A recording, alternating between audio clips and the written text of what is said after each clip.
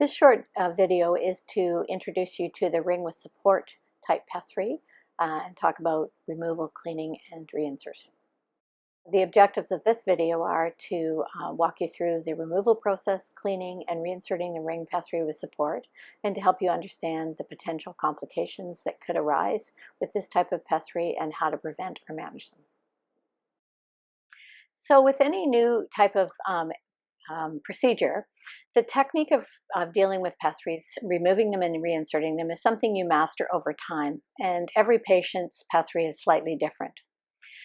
Keeping the patient comfortable is one of the most important things that you want to ensure before, during, and after the pessary change. Verbally preparing the patient and explaining what you're going to be doing so the patient knows in advance and during the process what to expect and what is happening. Working slowly and carefully and observing the patient for any signs of discomfort is important. Making sure that you lubricate the introducing portion of the pessary with water-soluble lubricant so that it slides in easily is another tip. The ring with support pessary is similar to the ring, but it has a floor in it, or a diaphragm.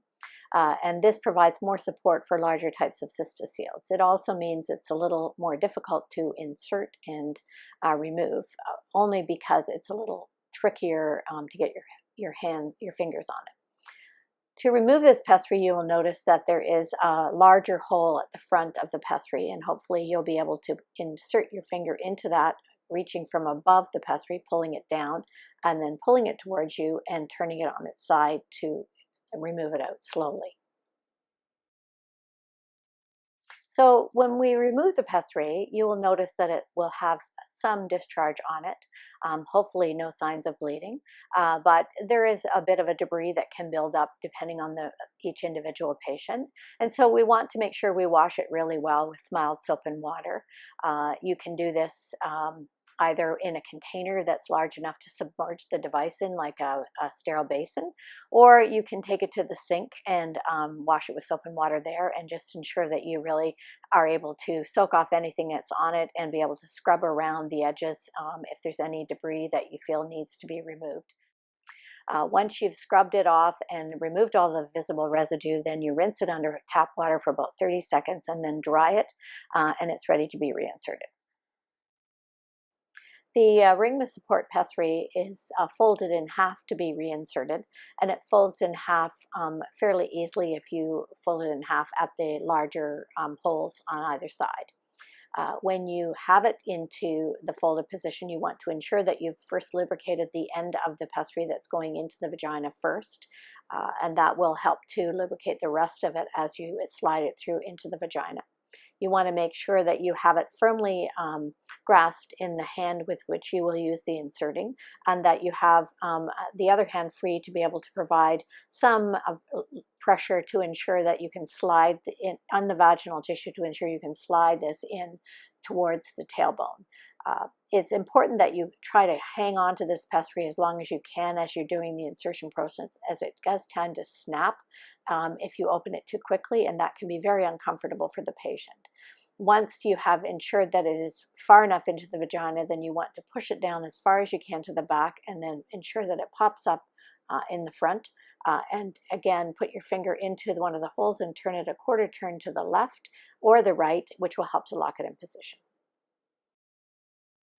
Most vaginal pessaries are relatively simple to manage, and we don't get a lot of complications with them. But I did want to take a few minutes to talk about some of the things that can occur and give you some sense of how to manage them.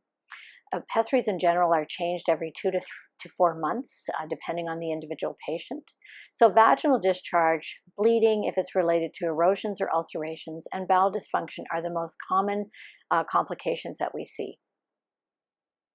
Vaginal discharge is probably the most common thing we see, and a lot of it depends on whether or not a patient is using some vaginal cream, such as Premarin, for support of the vaginal tissue.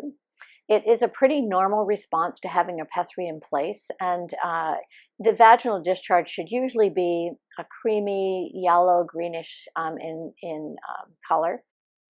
It can also be a bit thick and creamy in texture. Uh, I do notice that it tends to occur more towards the date when the pessary is due to be changed, and it may be that you just need to increase the frequency of the changing of the vaginal pessary. So, for example, women who choose to have their pessaries changed every 3 to 4 months and are complaining of this kind of discharge, I might be tempted to move them up to 2 to 3 months to see if that has an impact on the discharge. Uh, I would only consider swabbing the discharge in case there was any type of vaginal infection, if there was a foul odor to it, or if the patient had any redness and irritation that was visible, or if they were describing any type of itch. Quite commonly, what I would do is take the pessary out and leave it out for a few days and give them a break from it, let the discharge clear up, and then reinsert the pessary, and usually there's no further issues with it. It can also be related to the use of their vaginal estrogen or Vagifem, which they may be using. And if you may want to reduce or increase the amount that they're using depending on the amount of discharge. I also find that moisturizing gels such as Replens or Gynotrof are helpful in reducing discharge. So vaginal bleeding can be a sign of some type of an erosion or ulceration that has occurred as a result of the pessary rubbing on the vaginal tissue. So we want to be careful to pay attention to any complaints that the patient may have of spotting or bleeding. It should be noted, however, that I also found that when patients are straining with the bowel movement, which we're going to talk about next, they may experience a small amount of spotting at that point in time because of the straining, and that is not necessarily something you need to get concerned about. However, when you remove the pessary, you're going to take a moment to run your finger around the inside of the vaginal tissue and do a sweep to see if you can identify any bleeding that is evident. You will have noticed on the pessary when you removed it whether there was any evidence of bleeding on the pessary. And if there is evidence of bleeding, then you want to feel and see if you can feel any type of an erosion that you think may be present. It would be at this point that you may want to insert a small speculum to have a look to see if anything's going on. If in fact you do identify an erosion, then the pessary should remain out for a couple of weeks. And you may want to ensure that the patient is using some Premarin vaginal cream or Vagifem on a regular basis to help with the healing process. If there is no sign of an erosion, then it may be that the pessary has become too large and it would need to be resized, in which case, if you're able to provide a resizing within your own practice, that would be an option. Otherwise, a referral to a gynecologist may be necessary to ensure that the correct size of pessary is being utilized. Bowel dysfunction is another issue that we need to consider, primarily that of constipation. The pessary, depending on the type and style, does increase the pressure in the rectum and can contribute to the patient having to strain with a bowel movement. We don't want the patient to be straining with a bowel movement primarily because there's the potential for the pessary to come out of the vagina and would then need to be reinserted. We need to encourage the patients to ensure that they're drinking enough fluids and consuming enough fiber in their daily diet, and if they're not, to encourage them to increase that. Make sure that you ask them about their bowels and if they're moving regularly and if they're constipated, so that you can prevent that from occurring.